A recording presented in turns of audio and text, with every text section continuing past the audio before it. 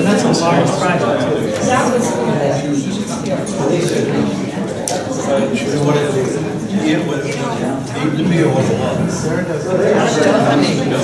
They just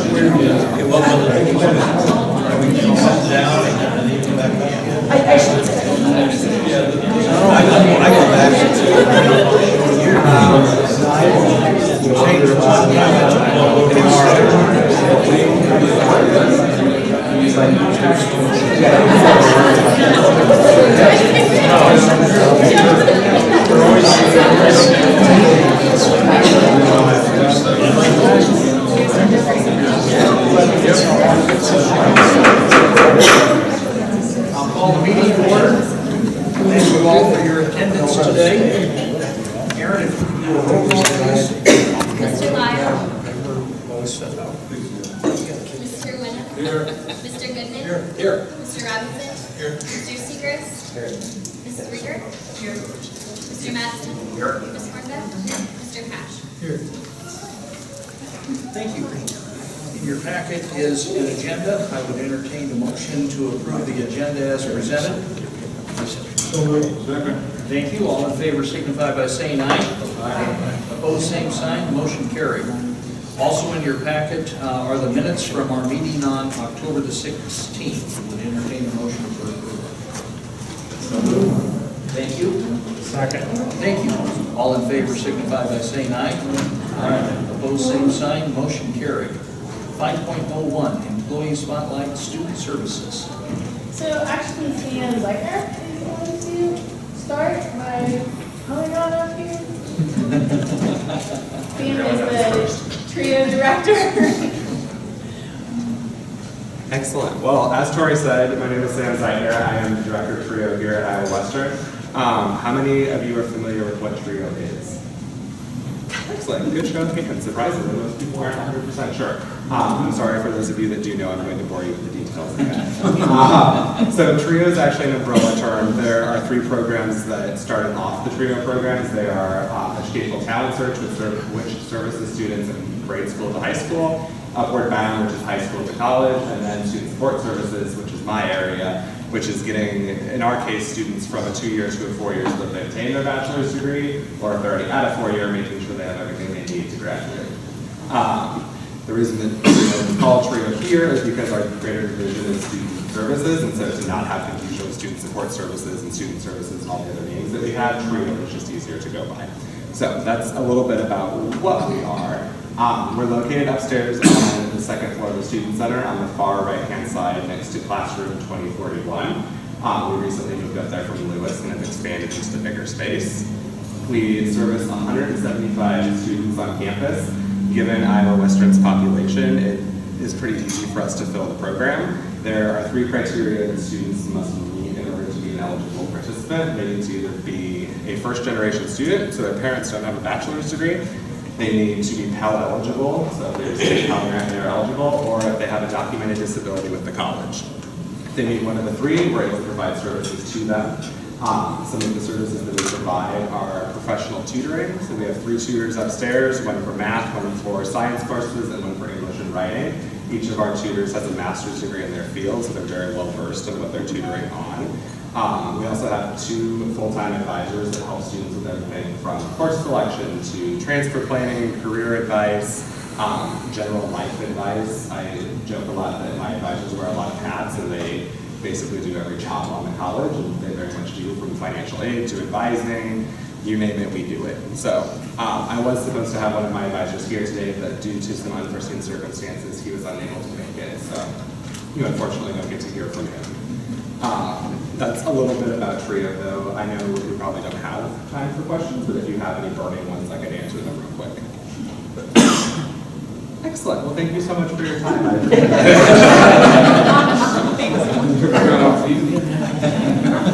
No, I'm 100% sure. Anything else with student services? Okay, thank you. 6.01, Dr. Kenny. Just a few things. In the campus events upcoming on your agenda today, I want to highlight graduation is Saturday, December 12th at 10 o'clock in the morning. So hopefully you've got that on your calendars. The Christmas party, the employee Christmas party is the evening before, starting at 5 o'clock here in the Student Center. And then coming up quicker is the Graphic Edge Bowl that the football team is going to be in. There's a bowl banquet the night before the game. The game is on Sunday afternoon at 3. And the bowl banquet is probably at 7, I'm not sure yet.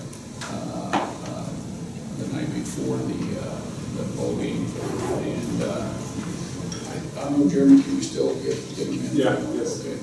So if you're interested in attending either, well, at the bowl game itself, we've got tickets for you. For the bowl banquet, we need to tell them you're coming. So let us know. And we will do that. And then last week, we had the first bid opening on the safety and security elements that we're going to be installing over the next 2 to 3 years. This one was for the bollards. Anyone not know what a bollard is? Okay. It's those steel things with lights in them out in front of the building. And actually, some of the bollards that we have that have been placed over the years are not anchored. So they need to be replaced, but we're installing new ones. And they anchor them in concrete about 6 feet deep and about 4 feet up above the sidewalk or the ground. And most of them will have lights, and they'll all be the same. But to install the bollards, the low bid was $64,970. And they say that they have a 6-week delivery for the actual bollards. Of course, we just opened the bids last week. So probably they won't be starting to install them until spring. Just depends on how fast winter comes. But that's the first piece. And then there will be some other pieces following.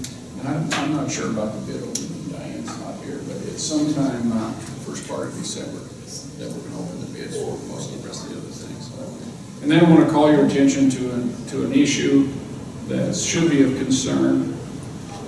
The Governor's Future Ready Iowa Task Force released their recommendations about 3 or 4 weeks ago. And there's one sentence in there that got my attention, and I have kind of raised a fuss. And the presidents have appointed me as the spokesperson for the president's group to deal with this. They don't know what they did. But I'll read the sentence to you. It says, tuition and fees moving forward will be set at the 2017-18 levels with a cost adjustment factor. And the thing that really concerns me about that is our property tax levies have been frozen since 1966. And as you all know, the state funding for community colleges has gone down steadily over the last 4 years and hasn't kept up over the years before that. And so the only alternative that you have, the board, is we eliminate things, we terminate positions, or we raise tuition, or a combination of all 3 of those things. And so if they take the opportunity or the possibility away from the board of setting tuition rates, and my position on this is that this is so that they can fund the, quote, last dollar scholarship. And I said, well, it's misnamed. It's the last community college that stays or still exists at the end of about 5 to 10 years. And so I'm going to be raising a fuss because that's just something that we cannot do, cannot have. So we'll see where it goes. And I'm on that, I was on that, and I saw that, and thought about that, but we had 3 community college presidents on there. So I assumed it was okay, but maybe not. I mean, we have 3 of your presidents that were on there. I know, and those 3 probably don't cheer in an athletic event. They're pretty, how do I want to say it? They don't get very excited. Yeah, I mean, I saw that language, it sounded weird, but I just didn't think of it. Yeah. Well, the majority of the presidents agreed with me and decided that I should, not one of those 3, but that I should be the leader to visit with legislators, which I've done a bunch of already. And then we're having a meeting next week of the presidents, and I'm going to say to them, okay, now you may be chair of this. Be prepared, because I'm going to meet with the governor and let her know what my concerns are, or our concern, because they voted to appoint me. It's just recommendations, so. It is. And I think, you know, I talked with several legislators, and actually Senator Costello was the first one. I hadn't thought about this, but he came up with, he said, well, that should be an appropriation. If that program actually is put in place, then the legislature should appropriate the money to operate it. It shouldn't have anything to do with your tuition. I said, that's the answer. And so. It is, although the governor said, because she didn't have any money, she wants to fund it by reappropriating. I understand that. Reverting money, so that's the figure. Yeah. So we'll see. But anyway, Future Ready Iowa, in fact, I think it's a good plan. But that part of the plan, just not acceptable. So we'll see. That's my report. Okay. If I could back up to the graduation, if you could let Aaron know if you're going to be in attendance so we can plan for that. 16th of Saturday. Yeah, you said 12. Yeah. That's what I thought. Did I'm sorry. I was planning on coming. It's 12/16, so it's the 16th. Was it 12? There was a 12 in there, I guess, yeah. Okay, thank you. Connie, IAC report? Yes, we did meet after our meeting last time, and we did have a financial oversight review. We were in a position of reporting, and for some reports, Future Ready Iowa was talked about all along the sentence. But we're working right now on budget and getting some information to the staff as to what we want to see and what we're hoping to happen. Looking at the last budget report, our audit is in. We do have changes made that appear to need to be made. We had our current auditor, which is new this year, get a hold of our previous auditor, who we had identified certain things certain ways. And I think we have that worked out now, because we were talking about redoing last year, interpretation. It seems to be, again, I just really realized accounting was an art, not a science. And that's what it seems to be, that where we're heading with that. But that's working out, and we will be meeting tomorrow to get our first idea of what the budget looks like for next year. Hoping, obviously, to use the same or maybe a team, but we're not looking at any great things. That is our direction. So that would be, and I wanted to say thank you, Kathy, for coming. We had the legislative work on the 3rd of November, where we had new board members and some other board members. And Kathy can talk about it. We heard from the president, she heard from financial people from colleges, we heard from IWCC, with some things that are out here. Did you have any comments, Kathy? No, it was just good to see all the people who were involved in the same room and talking about the same things. That's it. Thank you, Connie. Mark Stanley, Workforce and Economic Development Report. Okay, so I have just a few highlights from the last time since the last time we met, but let's go down the list. One is we're partnering with the Practical Farmers of Iowa to offer an introductory welding workshop for their fruit and vegetable growers. And I'm not sure if you're familiar with this group. I wasn't really at all, but it's kind of for the niche farmers, the farm to fork and various other types of operations that are more niche oriented. We're doing the welding training for them. We recently worked with the Nebraska State Electrical Division to have our classes approved for their continuing education and licensure, which should provide some training opportunities for us to electricians in the state of Nebraska. We've had over 500 bus drivers completed their annual training for their continuing licensing requirements. And we have a new FAA drone licensing prep class for businesses and first responders. I don't know, I think drone pilots need to be licensed right now. If not, they're going to need to be relicensed. So they're going to need to be licensed, so this is a prep class for that.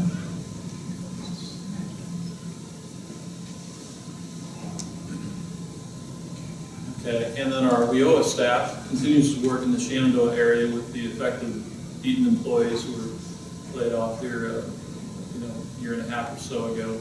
Part of Eaton is still operational, the gray iron aspect of that operation. But if you look at the unemployment rate throughout Southwest Iowa, it's a little bit higher still in Page County. We've still got some people down there that are looking for employment, so we continue to work with the Eaton Corporation and their employees.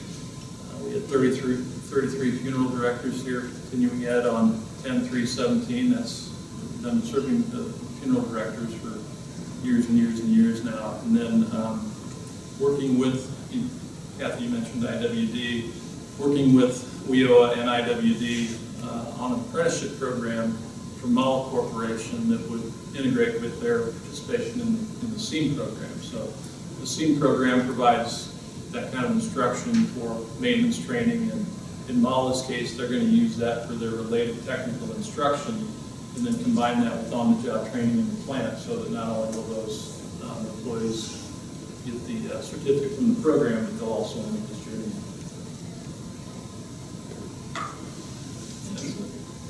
Any questions for Mark? Okay. Tori, student services update? For the student services update, we are choosing to spotlight new student registration and orientation.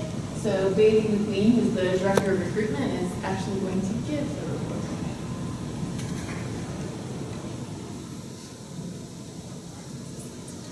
What? Can I give you slides? No, that's totally fine. That's fine with me. Hi, as Tori said, my name is Bailey McQueen. I'm the director of recruitment. I just wanted to give you guys a brief overview and a little bit of history on our current student onboarding process called NSRO. NSRO is New Student Registration and Orientation, and it's evolved a little bit over the last few years. Prior to 2012, students came to the college and they attended two separate events, one for registration and one for orientation. You may be asking why we decided to change that up a little bit. A couple different reasons. It caused lengthy wait times for students in the lobby when they came to register, and students lacked seeing the value of attending a separate orientation. We realized we needed to provide an incentive for students to come and do orientation, and that became the registration component. It helped evolve into New Student Registration Orientation, NSRO. We knew it was important for students to see the value in an orientation, as orientation is a high-impact practice for student retention. Research indicates that first-year programs are relevant and necessary for students' retention in higher education. As an institution, we're aware that new student orientation programs are critical to this experience. These programs make an impact on students because they're meeting individuals and learning about resources that are going to be there to assist them if they're in academic or personal jeopardy. More importantly, these orientations are helping because we know orientation is the bridge between the last stages of recruitment and the first stages in student retention. What exactly is NSRO? NSRO is a retention initiative that allows students to engage in a personalized onboarding process. At NSRO, students receive individualized advising, focusing on their program, their career goals, and their long-term plans. Orientation focuses on Success Navigator and ROC training. We know that it takes more than academic skills for a student to be successful in college.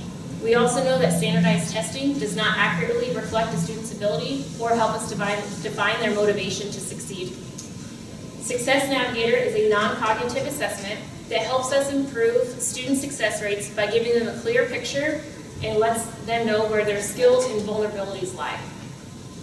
Reaver Online Campus, ROC, is designed for students to access resources, classes, and other important information to be a successful student. During orientation, students receive access to their ROC, their student email, and these additional resources. ROC begins in orientation, but we believe is ongoing training that needs to continue for students to fully understand its content. In 2016, NSRO received a specific lab in F145, and this space is continually being improved to best serve our students' needs. NSRO is offered twice a year for both students beginning in the fall and beginning in the spring. NSRO runs 8 different times throughout each week, April through August and November through January.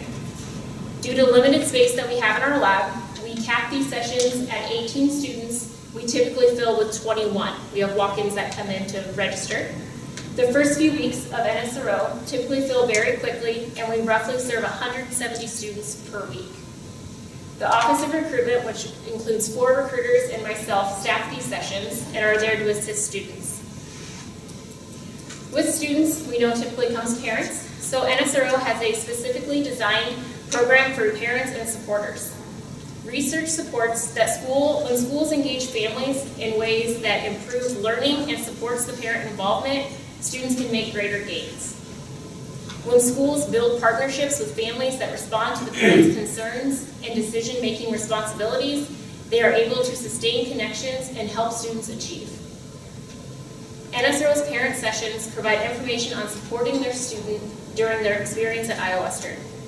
During 17 fall, over 500 parents or supporters attended our parent sessions and opted into our Reaver Parent Connection emails. Following NSRO, we offer a financial aid lab where students and families are able to attend so we can make sure that they're financially informed and prepared. These efforts are tailored to increase financial awareness and to increase the completion of the FAFSA. As an institution, we know we serve 70% low-income, 51% first-generation students. We can best serve our students by continually increasing financial preparedness. NSRO has also collaborated with Residence Life to assist students with their on-campus housing application. Students who are seeking assistance with their application work directly with the Residence Life staff member. Residence Life in fall 17 saw a 99% occupancy rate, and we're hoping to continue that relationship to build those applications. In fall 2017, NSRO offered 152 different sessions throughout a 19-week span of time. We saw an 86% attendance rate, and 92% of our incoming freshmen attended NSRO. The remainder of these students were able to register via distance registration. Distance registration is for students that are taking classes solely online or are unable to make NSRO. We make all the material available electronically, and they attend an online orientation. NSRO continues to evolve by tailoring students' needs semester by semester. Student satisfaction is assessed through a survey where students are asked not only about NSRO, but their class schedule, their financial aid, and their next steps. Based on this data, adjustments are made to further improve NSRO. In conclusion, we believe NSRO is the first steps in committing students to graduating from Iowa Western. We are committed to providing excellent service and meeting educational needs and improving the quality of onboarding for our incoming students. Any questions? Questions from the board? What do you do with the out-campuses for the new students? How do you fulfill these type of services in those areas? So our students, they are able to use the distance registration where all of the material that we give them is electronically available, and then we send out all of we have a new student registration and orientation booklet. That's a guide that has everything we go over, so we send all of that information to them as well. And then we're available via phone or email. Thank you. Thank you. We have a video for the Center for Excellence in Advanced Manufacturing. Okay, well, let me just preface this a little bit. Fred, his staff at Lyle Corporation, put this video together, developed it, edited, produced it, directed it, all those things. And the purpose of this video is to make people aware of the program and what it entails. And the plan is that once we get the Higher Learning Commission's approval, hopefully this spring, to offer this program for credit, that we will then begin to go after high school students to enroll in the program starting next fall. And so, roll the film.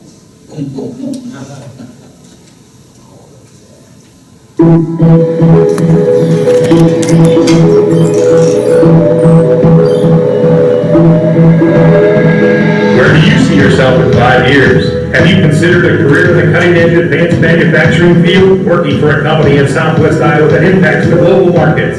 Do you have the vision to manufacture your own path in life? Then consider the SEED program from Iowa Western Community College. Iowa Western has an array of outstanding programs that lead the industry in various career fields. The SEED program is absolutely one of those, primarily due to the partnerships of the companies in Southwest Iowa that helped design the curriculum and have helped us put together all the equipment and facilities that make this an outstanding advanced manufacturing program. The courses in the SEED program are hands-on training, working with machines just like this, so that the students get the best skills they can, so when they're finished, they're ready for jobs in industry. In manufacturing, there are outstanding jobs available for our folks. I mean, good paying jobs. The SEED program provides people that opportunity to transition from high school to the professional life as quickly as possible. The SEED program is a 2-year program. In the first year, all the students will focus on basic manufacturing. In the second year, students have the opportunity to specialize in 2 different advanced manufacturing paths. In electromechanical, students will focus on subjects like motor controls, PLC, and robotics. In the tool and die path, students will focus on subjects like machine tooling and repair, blueprint reading, and CNC operations. 70% of the program is hands-on training in this wonderful facility with all of this advanced manufacturing equipment, and about 30% then is classroom. The classes are taught on Tuesday and Thursday evenings from 4 to 7, so that the students can work full-time while they're in the program of studies and then have it completed, ready for jobs in the industry at the end of 2 years. The SEED program not only provides high skills for the students who complete the program, but because of the manufacturing cooperation that we have between the college and the companies in Southwest Iowa, the cost of the program is very inexpensive, much lower than most college curriculums, because there are scholarships available and then there are industry support scholarships available from the companies themselves. The students who complete the SEED program will be able to have starting salaries of $40,000 or more. The faculty for this program are industry leaders who work in these career fields who have outstanding expertise to share with students. When I looked at other programs, they were a lot longer. Those programs were designed more from an academic standpoint. And don't get me wrong, the academics are very important. People need to be well-rounded. But the SEED program is designed to provide people with the quickest development route from starting out to being able to be engaged in the field. My name is Andrew Smith. I work at Lyle Corporation, and I am in the second year of the SEED program. The tool and die path has helped me greatly at work. It's been remarkable. It creates opportunities, advancement, the machining aspect, the electronic aspect is bar none. You're working. You go there and learn, and then you come back and work. And so it really provides that person with an opportunity to apply what they've learned, back and forth all the time. And we want people to be productive as soon as possible. We want them to be able to earn as soon as possible. And this program provides them that opportunity. Jumpstart your career in advanced manufacturing with the SEED program at Iowa Western Community College.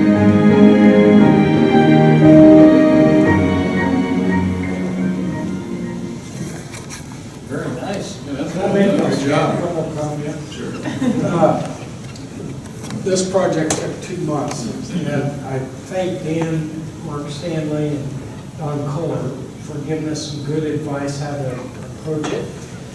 And everything Dan said is right. I think this will be a good piece that we can hand out to schools.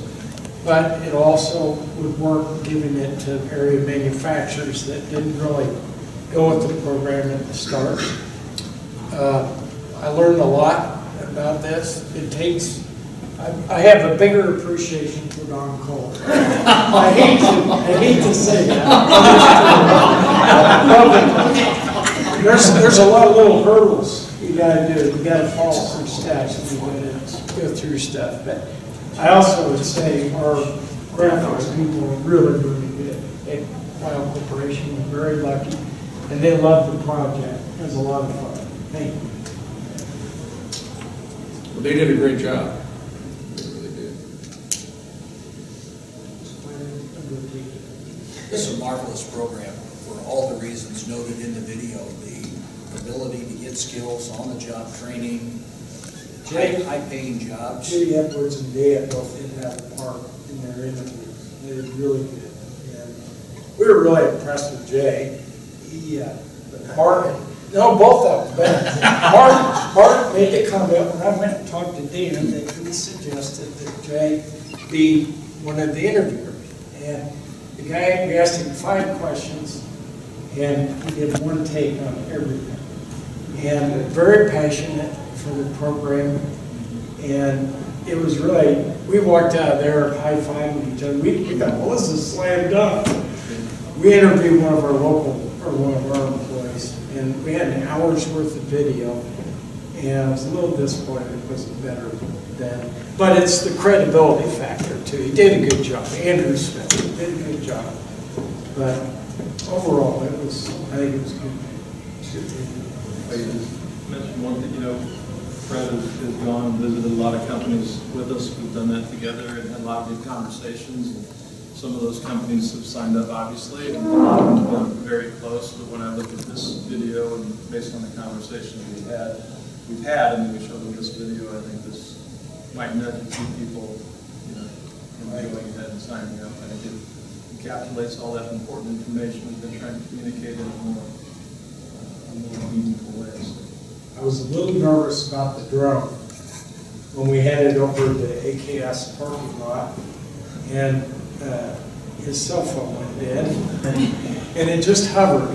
It's a good drone. Most drones would have dropped up the rock. And we had to repay somebody's windshield, but it was really good. The drone part was a lot of fun, really. But I agree, they need to be licensed. And ours is. We probably would have been able to do Dr. King's in one take too, except for the fact that 2 people were in the back of the room having a conversation. We were way on the other side of the room talking during the shooting, and the guy came around and said, "Hey, could you guys be quiet?" Yeah. Okay, sorry. It's not like I've done this before. No, they both hit out of the park. Yeah, they did a great job. And talked about the important stuff in the program. The biggest thing is 2 years, it's less expensive than any other program around, and they're ready for jobs, just like you said. Good. Very nice. Move to the consent agenda. I would entertain a motion for the approval of the agenda. So moved. Thank you. Second. Thank you. 7.01, personnel report. Kelly?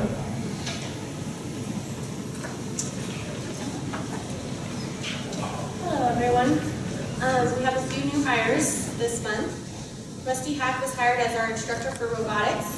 He has his associate's degree from Northwest Iowa Community College, and he brings many years of knowledge from industry. Keith Hale was promoted to our instructor for the theater department. Keith has his master's degree from Indiana University, and he has been an instructor at the college since 2016. Amanda Olaf was promoted to our HiStat navigator for our education program. Amanda has her bachelor's degree from the University of Nebraska in Omaha, and she has been with the college since 2017 as our part-time ESL instructor. Deanna Price was hired as our benefits specialist. She has many years of experience working with payroll and benefits. Leah Wolf Dawson was hired as our instructor for her speech at our Cass County Center. She has her PhD from Colorado State University, and she has many years of experience working as a communications adjunct. Any questions for Kelly? Thank you. Our auditors were Kirk and Kathy. All ours. Great, thank you. 703, Eddie, financials? Let's do it. October 31st, financial, just trying to touch base on a couple of the areas. Revenues, they are lower than they were last year. Keep in mind, this is due to a decrease in credit hours that we did budget. We did do a small tuition increase in the spring, but for the most part, this is exactly what was expected. Expenses will continue to be behind the word last year as well, which is how we chose to offset the lower revenues. Instead of increasing tuition more, we chose to make some cuts on the expense side. So both of these areas will continue to track behind where they were last year. There's a little bit of a timing issue on the expenses, whereas just how payrolls hit October, were 3 payrolls this year versus last year. The 3 payrolls hit in November. Auxiliary operations continue to track in positive form. Both food service and housing are off to strong starts and should continue in that manner for the rest of the year. One thing, kind of just maybe put this a tiny bit in perspective, Dr. Kenny mentioned earlier about the tuition freeze per se, if if that all went through on a state level. Here's a perfect example how that could be detrimental to us. Last week, we received a notice from IPERS that contributions would be going up. Again, not something we have control over, but what happens to IPERS happens to TIACREF as well. So, as you can see, their current rates for the employee is 5.95, the employer 8.93, for the total of 14.88. Starting July 1st, that goes to 6.29, 9.44, and 15.73. The increase to the college is just over 0.5%, but that is $110,000 increase. With this increase, the college will contribute about $2 million annually to our employees into their retirement accounts. Keep in mind that's only the employer's share.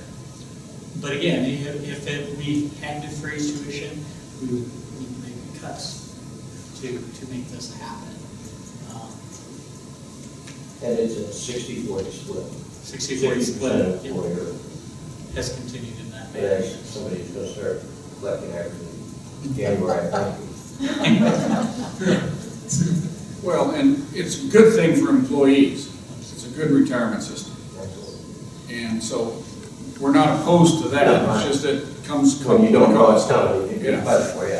It presented the same information, didn't really focus on the financials, but both on the IPERS and health insurance last week at SPAC. And I definitely spun it that way because it is a good thing. I mean, all $110,000 go into our employees' pockets for their future. That's a great thing. That's a benefit that they receive that we probably need to brag more about, because what other employer puts in more than 1-to-1? I mean, this is 1.5 for every dollar that the employee puts in. It is required, you have to, and you can't contribute more under this plan. But it is definitely a huge benefit. Use the example of a $40,000 employee. The college puts in $3,800 into their paycheck. That's almost $2 an hour. I mean, that's good money. Well, and the historical perspective is they used to take legislative action to change the contribution rate. But they changed that so that the hybrid board can do that, which of course maintains it as one of the top 5 pension systems in the nation. So while you hate it, it is. Well, I don't hate it. No, I mean, I hate the cost. It is, yeah, I know, it's a good it makes sure that we maintain the pen. And the 403A plan will now have to be modified, so we do it now instead of 5 years from now, stay out of trouble with the IRS. So. I think when the notice came out, Kelly said that in the first 5 seconds. Yeah, I'm sure. But, you know, this is a cost to us, it's a cost of doing business, but what a great benefit we can provide our employees. Took a few minutes Friday to make sure that they understood how to, good, not focusing on the expense to the college, but focusing on the benefit that they receive out of this. Health insurance, the same thing. You add salaries and benefits together, and that contributes, or that counts for over 70% of the college's general operation expenses. That's a big chunk. Health insurance, just looking at health insurance here, through the end of September, the plan is running $100,000 to the good. Last year, expenses were outpacing contributions by $30,000. So that's a nice swing. Keep in mind, because of layoffs, because of different changes, it's not always a direct correlation. It might be that we increased contributions enough to cover expenses. There is some truth to that. But I found the encouraging piece to be that expenses for the current year are $60,000 less than they were last year. Even with layoffs and everything that has happened over the past year, plan membership last year was $1,235. Plan membership this year, as of the end of September, is $1,230. So really, we're talking, for the most part, the same number of insured individuals, yet still save $60,000. So that's very positive thing. Obviously, it's too early to even begin to say where the year is going to end, but it's definitely a positive indicator. Eddie, when was the last time there was a change in the IPERS contribution? 3 years ago, Kelly? I was gonna say 4 or 5, Yeah. 4 years ago. Okay. You know, so many things go into that, the economy, the stock market. You know, I think everyone's aware that we, as a college, book every year what our calculated shortfall is on IPERS. But it's, I would say, somewhat to do with, you know, how they project IPERS paying out for the long run. It's currently funded at about 50%. Which is important. Top 10, I know, you rushed top 5 before, going to 9%. My number could be wrong, but I still think we book a $5 or $6, $7 million shortfall. So the Illinois, they're funded at Yeah, And a lot of states, Wisconsin included, the state puts money into the pension fund. They don't do that here, the state doesn't have any employer. Yeah, right. It's also interesting, I first commented back to Kelly, my information was inaccurate. Some of the IPERS are 1-for-1, you know, what the, I think, what safety, police and fire maybe, it's 9.5 for both sides, which is great. I mean, that's a large percentage we get in this case. Well, and the reason that we have to book that liability is it's really our liability. And so the people that are managing the IPERS system, we hope they continue to be good managers, so we never have to cough up our $6 million shortfall. Absolutely agree. I just hope the federal government doesn't think that was Social Security. So. Yeah, well, yeah, they might try to shift that liability. Good information. But this is not a state liability to begin with. No, it's not. I do not disagree with it at all. I mean, this is one of the things that got California in so much trouble. Thank you, Eddie. Curriculum, Dr. Walsh. Well, you've noticed we have quite the long list of curriculum entries, whatever. For 4 of our degrees, we actually modified them to remove the course that's no longer in our catalog of the ITP 165. Aviation maintenance in the certificate program, we had to modify the program per the Iowa Department of Education and their regulations about how many credits could be in the program.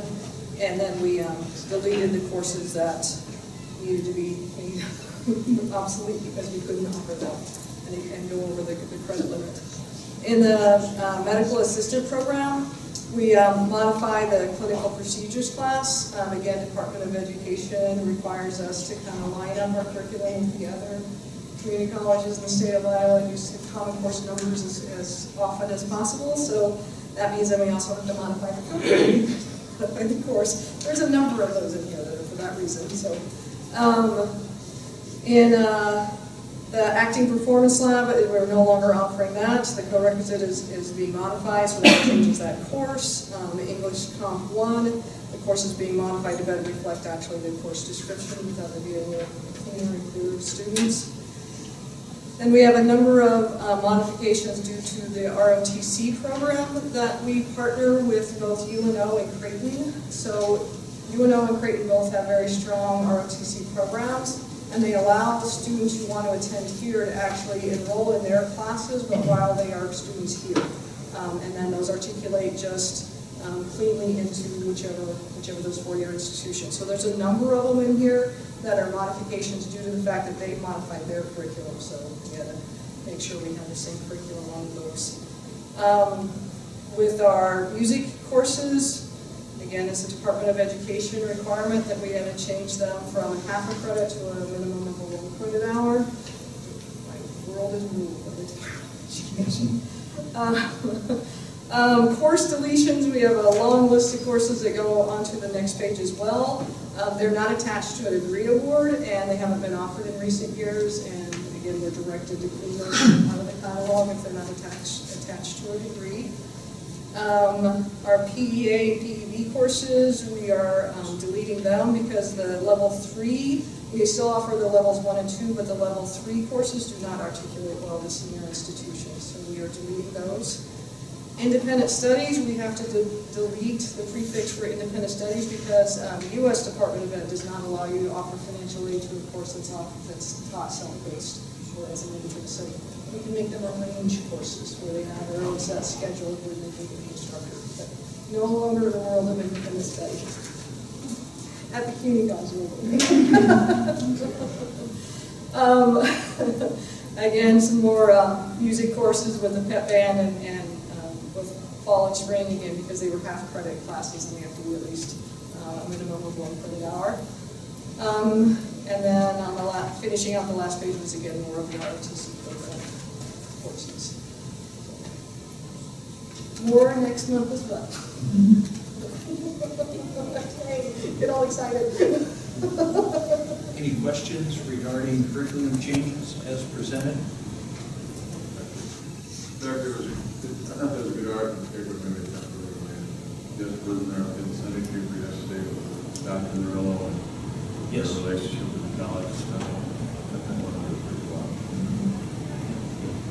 Yeah, we're excited about those opportunities because it's going to be a really nice addition to the programming that we are working with council schools on. It'd be unique in that those, it's not going to be fully operational until next fall. Juniors and seniors in high school will be here all day taking college classes. So that'll be interesting.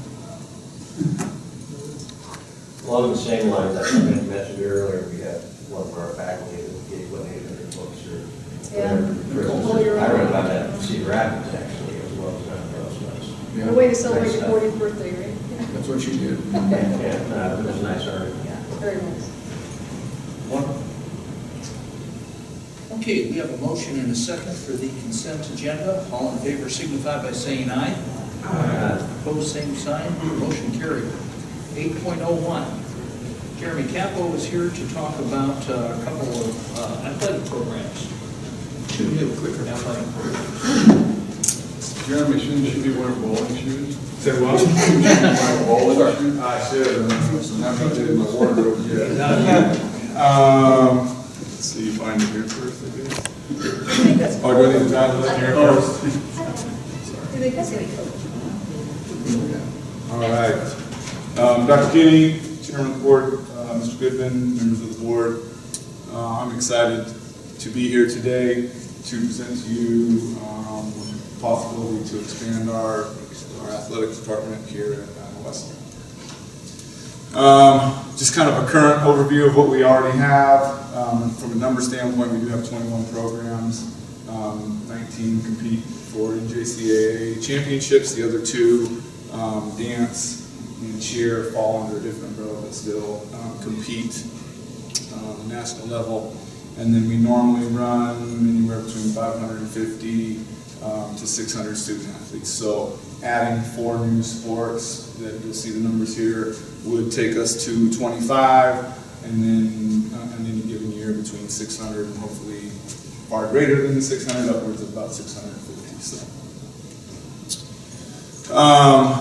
the bowling, just kind of a background of what is available, what's in the area. The NJCAA does sponsor bowling, and as of last year, there were 33 men's teams that participated. Iowa Western was the men's, or not Iowa Western, Iowa Central was the men's NJCAA national champions. So obviously, the new coach for this program would have his work cut out, so we have bragging rights. And then women's bowling was a team out of New York, but there's 35 women's teams. Just some research here from around our area. Roughly over 200 high schools in Iowa and Nebraska have bowling at the high school level. And then you'll see there about 25 in our backyard high school programs offer bowling. So it's here. Sports shooting, not as easily, the information is not readily available like it is for bowling because the Activities Associations in the states don't sponsor it. It's sponsored through SCTP, the Scholastic Clay Target Program. However, the ICCAC, which we are a member of, they have 10 members each sponsoring a men's and women's team, and so we would fall in under their umbrella. It wouldn't be an NJCAA championship, it would be the SCTP championship. So I've sat in for about 2 months here when we started getting the ball rolling on several conference calls, just trying to understand it within the conference, and it's actually pretty cool. I'm excited. I'm going to take the opportunity to go watch the ICCAC championship in April. So I couldn't drum up the high school, the participation in speaking with a lot of the athletic directors that currently sponsor these programs. 2 or 3 years ago, for example, when Indian Hills first started gathering information to start their program, it was upwards of 1,500 kids at the high school level, and then this last year, the numbers that they received was 4,000. So it's growing as well. And then obviously the big schools in our area, Iowa State, they sponsor Nebraska. They have a nationally recognized program. So and then several NAIA schools. So some revenue and some expenses for the programs here. I went on the small end. I didn't want to jump in feet first and say we're going to have all these numbers of students here. But ideally, we would have about 20 student athletes for our initial season in bowling. 10 men, 10 women, something like that. You can take up a maximum of 8 to a bowling meet, or a minimum of 5 to count your team score. The revenue off those students for their meal plan and being enrolled in school would be $338,000 or just over that. The expenses for the programs, full-time head coach, part-time assistant coach, and then obviously we would need to recruit, we would need to travel, and we would need to rent facilities. I've met with Thunderbolt. I don't know that I made it to my car and had several phone calls. Those people, they like to spread the word, but so we would rent out the Thunderbolt. We wouldn't rent it on Tuesdays because that's 2 for 1 pitchers, and we are not going to do that. So anybody getting involved with that. And then the equipment's relatively, for bowling, the kids provide their own balls, their own shoes, those types of things. So we would be on the hook for any type of, when we were at the alley, if we wanted to have on an Iowa Western bowling shirts to look the part and represent the institution, and then game uniforms. Jeremy, before you move on, the general fund revenue you listed at would just be for the credit hours, auxiliary. Correct, yes. Right? Correct, yes. And then auxiliary would be the housing and the meal plan. So the projected expenses there for bowling would be $168,355. And over to sports shooting, we increase that for 30 athletes, doing some research with them. Depending on where you go, some of the ranges you can have is upwards of 20 to 25 kids shooting. Now, when you count your team score, you only count 6 in that, but you could take a handful of kids and participate. So with more kids, obviously more revenue for that. And then the expenses again for the coaches, travel, recruiting, equipment, your basic information on that. Jeremy, yes, sir. A lot of equipment. What type of equipment so provide for the sport shooting? With sport shooting, what's nice about the sport shooting is there's a lot of grants available. So our initial program cost would be, one, we need to figure out what we're doing with a safe.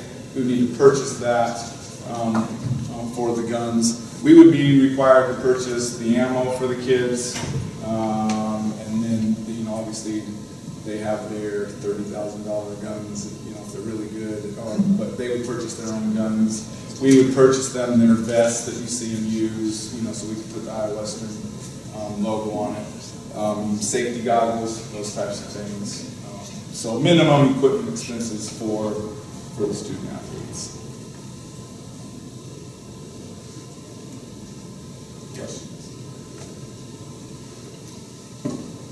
Jeremy, is there any data on where the students come from? Does it tend to be local regional students? For the bowling, I think what we see in the Iowa conferences are just your local regional kids. I don't know. I didn't do a whole lot of research on I should have been researching Iowa Central's roster to see where we're at on that. But I think it's more of a local kid.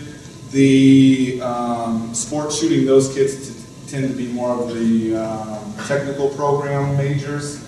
But what I've noticed within the NJCA and the NCAA is that there's a significant push to go to more of a lifetime sport, where you can go to college, you can be a bowler, and then you're 50 and you're still a bowler. Your window to be a competitive football or basketball or volleyball player is only so long. So some of these lifetime sports are really they're grabbing kind of the attention of people, and we're starting to see those expand and be added across the country. How many of the other community colleges have bowling and sport shooting? So there's 10 that have the sport shooting, and then in bowling, we would be the 4th.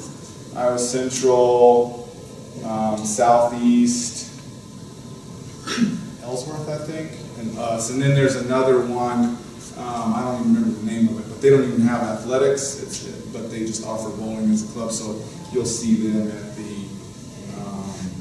some of the meets. The travel for bowling is a little bit more because those are 2-day meets. Where sports shooting, you get up, you go, you shoot, you come home. Where the bowling would be kind of overnight because you bowl. Apparently the elbow can't handle 2 days, two in a row. So you go Friday, Saturday.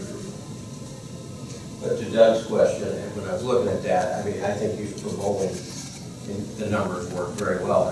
You might have some local kids that maybe wouldn't live on campus, and so those housing revenues might be less, but there's enough there, so I don't think we're concerned.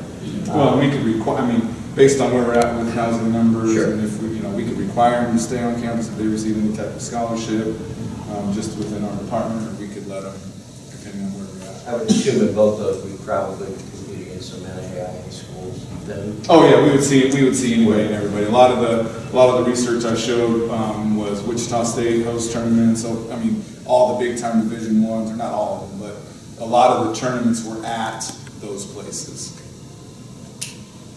Jeremy, you mentioned Thunderball. Yes. Lots of folks calling you for bowling. Where do we shoot? That would be at the Omaha Gun Club. Where is that? 72nd, 84th, somewhere out there, south. Yeah. So we could rent a facility from them, and then occasionally, if we're really preparing for like the SCTP championships, where we could take them up the road to help them out with Yeah, there's a really big time range somewhere here in southeast. like half hour up the road. I can't remember what it's. Southwest, I can't remember either. Denison or someplace, but I don't remember. So that, I mean, both of them would be off campus. Just the. Okay, well, maybe that's the one. It's about a mile from my house. Oh, okay. They don't use Wolverine shirts. They don't. Jeremy, what are the seasons? Both of them are fall, yeah, both of them are all season. So bowling, I believe, started September and then ended in March, April, and the same thing with sports shooting. And sports shooting has two, they have an ACUI championship and then they have the SCTP championship. Technically, we could be as aggressive with this as we wanted as far as who we're playing, where we're going and traveling. Just last week they came out with E-Shoot and E-Bowl, where we just roll here to the Thunder Bowl and bowl our round and then submit it online against anybody and everybody. So, you know, we can do any number of things. We can be as aggressive as far as being on the road and seeing live competition or just kind of sitting in our backyard. I estimated low, what I felt to be low on the number side.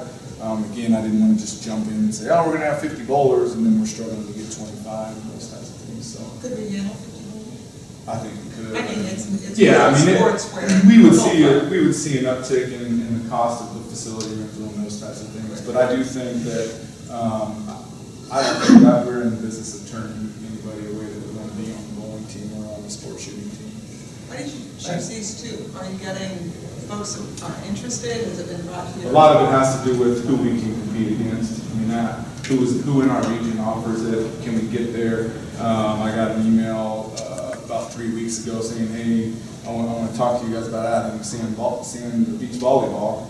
Well, that's an emerging sport at the NCAA level, but mostly for the West Coast or the East Coast schools. I don't know how good sand volleyball is in February in Iowa. So it all has to do with who you can compete against. Can you get somebody relatively close with not making your cost for travel and things like that go through the roof?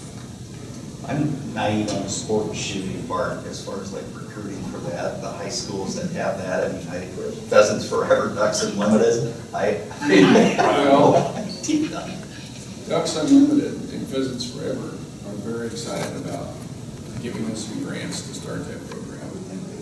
And there's some of the people that we met with, apparently there's some group working to develop a range near Council Bluffs. Yeah, that they would like to hold national meets here. And so if they would do that, then that would help us a ton with a range, place to put the safes and the shotguns. And we're going to have a little bit of a plan that we have to develop about when the kids go and practice and then come back. We'll have a safe somewhere here on campus. But then, you know, because they'll be carrying shotguns on campus for a brief period of time. There's some kind of screening process, I assume, the data and all that. I mean, we would work through the insurance on campus and the lawyers and all that good stuff. Maybe the participants. Oh, I would imagine you need to have your hunter's safety and all that type of. We don't drug test. Yeah, right. Well, I saw in the Fort Dodge newspaper, their women's sports shooting team finished third in the nation with that meet out in Grand Island. And they had one girl out of 500 clay pigeons and broke 496. It's like, whoa. And I think it's a big sport at the high school levels. It's getting bigger. Yes. In my conversation with the Indian Hills coach, they started their program with no, they still offer their scholarships, and they have 25 kids. Their coach was a guy that played baseball for him and was looking for a job, so he retired and was a coach. He recruited 25 kids, and they're out and about. So it's not, I don't think it's the end all be all for that guy, but with no scholarships and being a coach, they've done well to get that on. It goes without saying, I like the fact that it is gender balanced. Oh, yeah. That you're offering, or proposing to offer 2 new men's and 2 new women's sports. It's also, Gary mentioned, those are lifetime sports. Yes, yes. That part is good. And bowling, getting huge. I mean, you saw that there, 145 in Iowa or whatever, it is, 45 in Nebraska, all the local schools have. Sure. I think it's a big deal. In fact, Norm, in food service, his son's been after me all fall, he says, "Here, you're gonna start bowling." He's a big time bowler, I guess. Yeah, I kid you not, I didn't get back to my office and I had 2 phone calls. Hey, I heard you guys started bowling. I'm like, "Well, I just was asking them what they were gonna charge us, so if anybody's got an in over there, I'd like to see that, what they're charging us to go down a little bit, but yeah, we'll work on that later. Jerry, this would be for the fall of 2018? Correct, so essentially with approval, I will draft a letter to the NJCA for bowling, requesting that we be added to be able to sponsor it next year. And Dr. King would sign it, so we could send that off as early as next Monday with the break here. And then I would need to do a little bit more research on the SCTs and stuff. Well, Kurt and I were just talking, we know Union County knows Thunderbolt pretty well, as many nights as I've been there, maybe trying discounts. That would be nice. I think it's wonderful that I like the idea, I think it's something that we need to talk about, lifelong kinds of things that we're doing, foremost.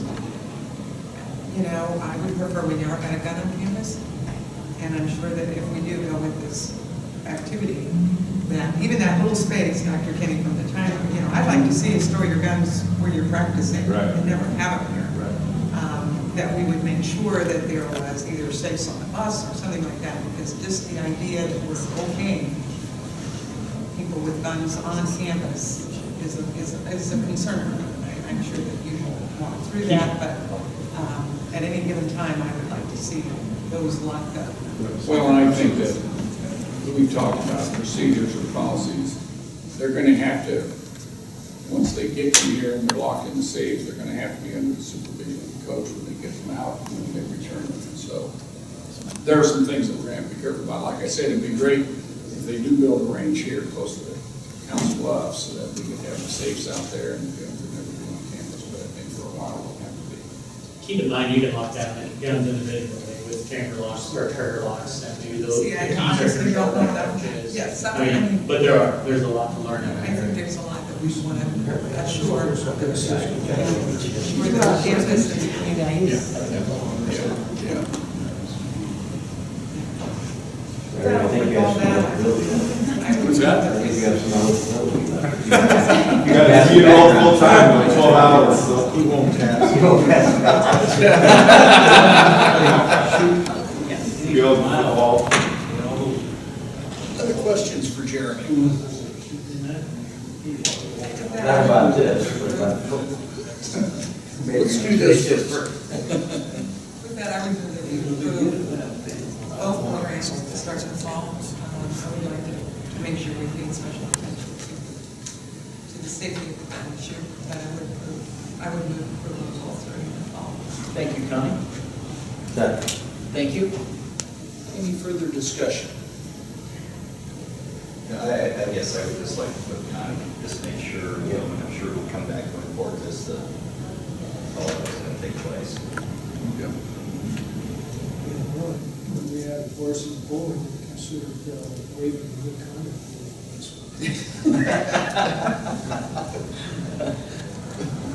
Okay, we have a motion and a second. All in favor signify by saying aye. Aye. Opposed, same sign. Motion carried. I'm sorry. Well, no, I see Jeremy's up here. There was a lot of disappointment with the end of the polling for football. I know we're in a public setting, so you won't say much, but have you just voiced our displeasure to the NCAA, and would there likely be some changes? Yeah, I went to coach and I said, dang it, you shouldn't have lost the Butler. And he agreed. I think that football is, what I've learned is football is the one sport that when they do their polls, there is no conversation. So I can log on Saturday after the games, I can pump in my, ballot and not have to answer any questions, not have to look anybody in the eye, and just go about my merry way. I do believe there will be some changes where at least it's more transparent on the front. The NCAA does a thing where it's regional, and the common fan, if they want to do enough digging, they can figure out where everybody's going to end after a weekend or whatever. So I think that as long as they have that, then I think that we would be happy with that if we would have known going in. Scott was discussing the fact that, because we had meetings with the Kansas schools on Monday, which was the last day that the poll came out to set a football schedule. And he said, Jeremy, I don't want to go because I think this was 2 weeks before we dropped to third. I don't want to go because we're going to go to second. So even he's on the committee, he's on the National Football Committee, so getting dropped to third really blindsided him, and I think he would agree that there may have been some poll manipulation to get Iowa Western out of that first spot too. Speaking of Kansas, are we going to play them again next year? Yeah, so that was a good meeting. We went down there and met with them. We're on board for at least 2 more years. My thing was, this is, and several of the ADs at the table expressed that it's probably the best thing in the country because we have 10 teams right in our own backyard that we can regionally compete against. So we won't have any night games on the road unless mutually agreed upon, which would be a huge win for our kids to get them home before 5 a.m. on Sunday morning. So that's a win for us. And Jeremy, the other Iowa schools are in as well? Absolutely, yeah. Okay. That took some arm twisting down there back in, and we're good to go. So 2 years. Change that occurred in Fort Iowa Central last week. I'm sorry, I didn't hear that. The football coach retired. Oh, okay. And hopefully they'll hire a really good coach and their program will get a lot more competitive. We have a terrible road schedule. We have all the big jobs on the road next year, but I don't complain because in 2 years we'll have that on. Yeah. I used to see that in basketball.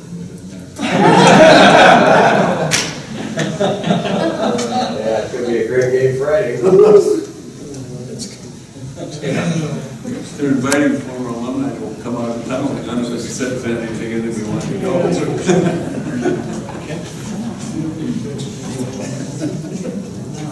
Yes, I think. Okay.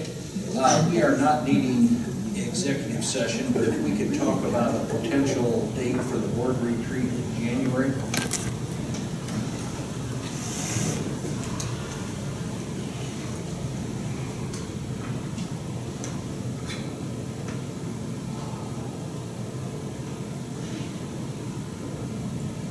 I'm probably only available the 20th or 27th.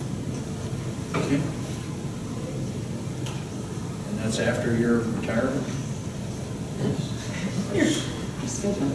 Daughter's smoothies. Oh, okay. Check those 3 in a row.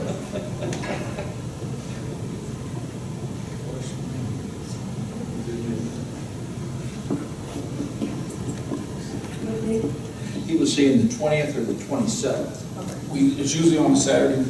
We start at about 9 in the morning and then go to whenever. It's very enlightening. Okay. No, it is. It's good. It's good then. Either of those work for me. 27th. Should be. I'm here in January 27th. Before that. I'm in 2017.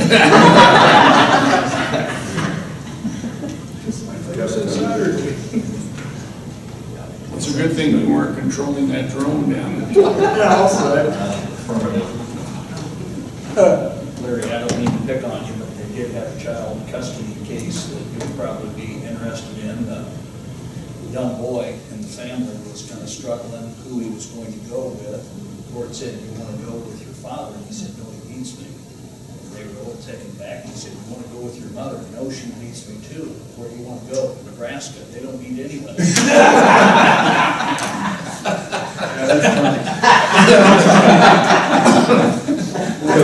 Wrong though. Basically. Yeah, it's gotten bad. I was up in Minnesota, my nephew played with the goal, and so they were all happy. Even the Minnesota, boy, we feel bad for the rest. Yeah, I've never heard that. Yeah. They said, not very. Not very, yeah, not very. Well, thank you all. We'll count on that for the board retreat. Some of the dates, if you could get back to Erin, let her know graduation and those type of items. And have a good Thanksgiving, and we'll see you all next month. Thanks for all your good work. Yeah.